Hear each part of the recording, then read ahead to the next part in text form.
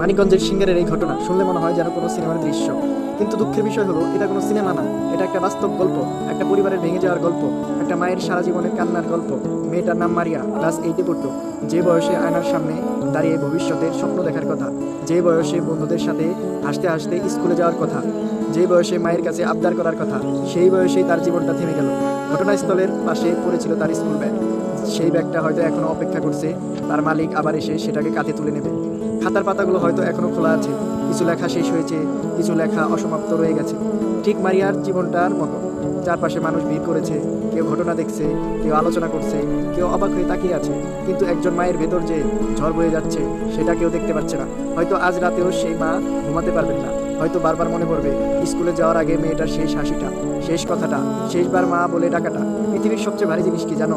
একজন সন্তানের কবর না, একজন মায়ের বুকের ভেতর জমে থাকা শূন্যতা।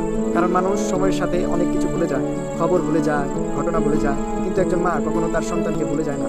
হয়তো একদিন এই ঘটনা রহস্যের সমাধান হবে, হয়তো সবাই নিজেদের জীবনে ব্যস্ত হয়ে যাবে, কিন্তু একটা মা সারা জীবন দরজার দিকে তাকিয়ে মনে মনে বলবে, মা একবার ফিরে আয়, শুধু একবার।